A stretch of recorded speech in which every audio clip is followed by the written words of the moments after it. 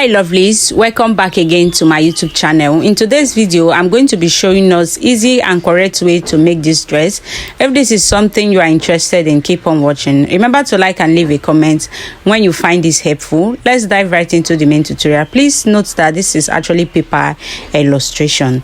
So I'm going to mark my nipple to nipple divide by 2 and then create my side dart. I have all my lines here, my chest line, my bust points, my waistline, my full length, and my hip line.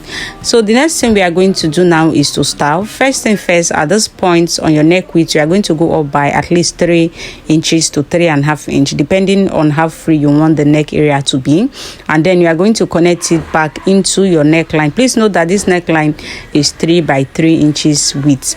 All right, 3 inches width, 3 inches depth. So I'm going to mark the width that I want my neckline to be, and then I'm doing 2 inches.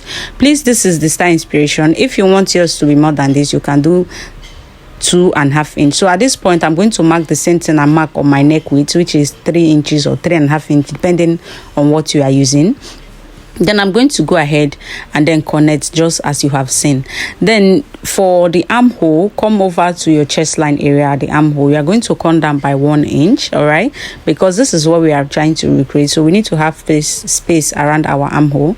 Then go ahead and connect it to the 2 inches that you mark on your neckline or as your neckline extension, and connect just as you have seen. All right, so after doing this, the next thing we are going to do is to come over here. So you are going to determine where you want your opening to stop. This is exactly what we are working with. So depending individual differences, you can stop, you can do 1 inch below your chest line. You can actually do it to your bust point, but for this purpose, for the purpose of this tutorial, I'm going to be doing my bust point. Please note that, like I said, individual differences. If you don't want much exposed, you can do to just 1 inch below your chest line. So I'm going to connect from this point and then to meet my bust point. This is for the purpose of what we are actually recreating. So this is what we have here. The next step, come over to your waistline. You are going to come down by at least 1.5 inch, just as you can see. Then about 2 inches above your hip line, you are going to go in by 2 inches as well. Mark the same thing on your full length, just as you have seen. Take your curve ruler, connect to the first 2 inches you went in with on your hip line, as you have seen, and then you are going to take everything down to your full length as well, just as shown. After doing that, at this point, at the point where we actually came down with from our hip line to that 2 inches, we are going to blend it. All right, so we need to have exactly what we are seeing in the picture. So go ahead and then blend it. You can actually use your free hand, however you can. Just make sure you are not having a very sharp edge around that point. The next step, at your neckline, you are going to come down by 1.5 inch. All right, come down by 1.5 inch from your neckline, just as you have seen. And then after doing that, the next step is to mark another 2 inches after that 1.5 inch. Please note that yours might likely not get to your waistline. Remember, this is paper illustration, so yours might not get to your waistline.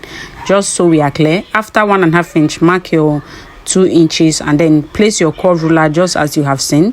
This is what we are trying to recreate. So place your curve ruler exactly how you are seeing me do in this video. So in this way, it will be easier for you to replicate exactly what you are seeing in the picture.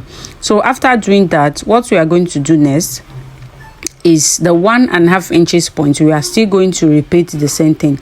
Please note that, like I said previously, yours will not get to your waistline because this is paper illustration. That is why mine is actually below my waistline. So you are going to come over here, the 1.5 inch, carefully, just very small.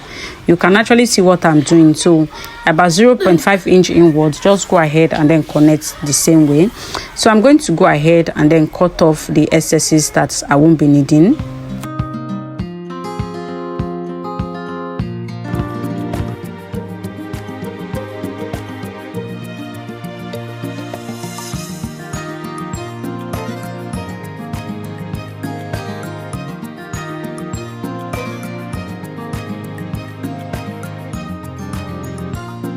Please note, when you are cutting on your fabric, this is just paper illustration. Leave out a few inches as your sewing allowance.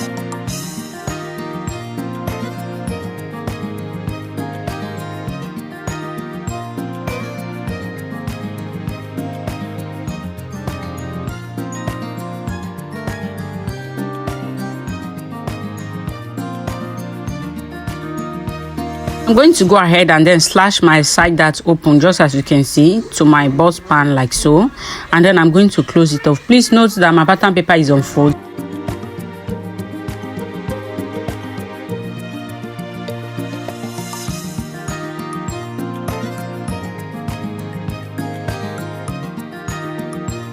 So what I'm going to do now is to go ahead and then close my side dart on both sides.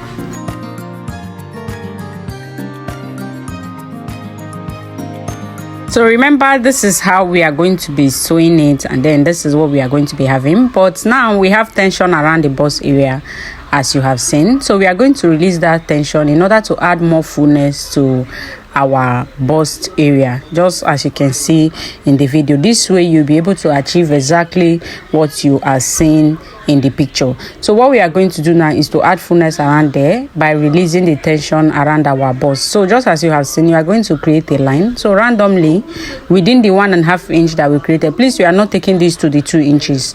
All right, so just carefully create a line just as you are seeing in this video. You are going to slash it until you release the tension created by your side dart. So hope this is clear. Make sure that point is flat, or else you are going to have a problem with it. So just slash open as you have seen. I'm going to repeat the same thing on this side as well.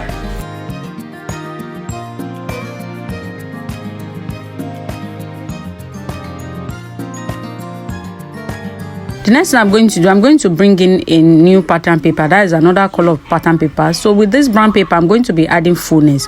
Please note that what I am actually doing on this brown paper is what you are going to be doing on your fabric. All right, is what you are going to be doing on your fabric. We are trying to add fullness. This slash and spread method, we are just trying to add fullness so that we can achieve exactly what you are seeing in the picture. Please note that what I'm doing now, like I said, is what you are going to be doing on your fabric. So this is how to add fullness, and then I'm going to leave the link of I have actually done slash and spread method previously in my previous video. I'm going to leave one of the link in the comment section and in the description box, should in case you're new here and you don't know anything about slash and spread, then you can watch the video and see how it's done on fabric. All right, the distance interval between the slash that you created depends on the fullness you want. All right, so I don't have specific inches. Any inches you add will be enough. You can do maybe 1 inch. It just depends. Just make sure you leave out enough space so that you can have that fullness around the bust area, just like you have seen. This is what we are trying to recreate. So if that makes sense, this is what I have. What I'm going to do is to close each point. All right, please bear with me at this point. I'm working with paper here, so it was a bit difficult.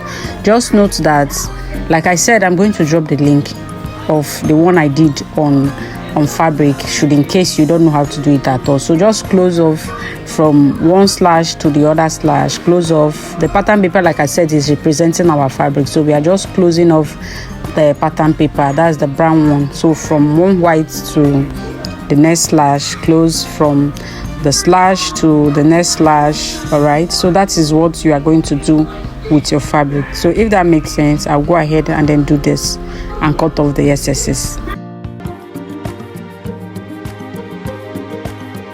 So I'm going to cut off the excesses. Please note that what I am doing now is what you are going to do on your fabric and not on pattern paper. This brown paper is going to be on your fabric. This brown paper I'm placing now is going to be on your fabric. So like I said, I'm going to drop a link to slash and spread that I've done in the past so that you can actually see how it is done on fabric. Please don't use brown paper. So this paper illustration, anything I'm doing on brown paper is what you are going to do on your fabric. So if that makes sense, I'm going to go ahead now and then turn it over to the other side. So we are going to cut off the other piece that we have because it's going to be on fold. So I'm going to go ahead and then use my tracing wheel to create the line around here, and then I'm going to cut it off. Please, before you actually do your slash and spread, I will advise you already cut off this point. All right, so by cutting off this point, you can actually do your slash and spread and then cut out everything at once. So this is what we have, and then remember,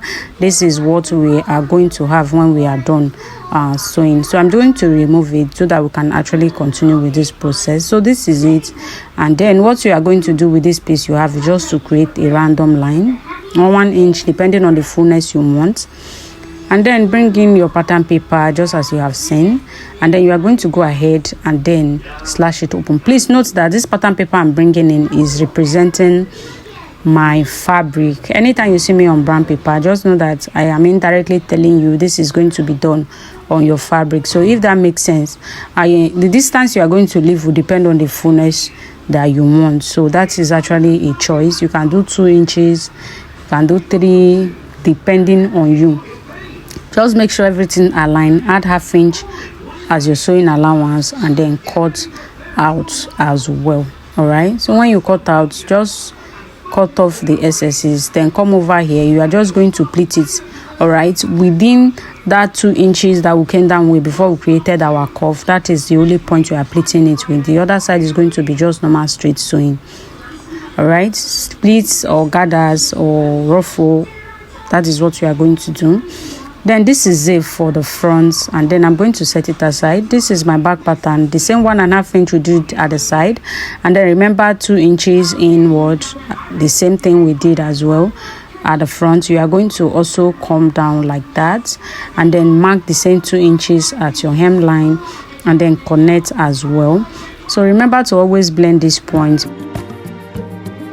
Come over to the armhole. You are going to come down by 1 inch, and then to the center back we are also going to do 1 inch, and then connect. Remember, the front already has the back neckline by the extension that we went up with. All right, so go ahead and then cut out.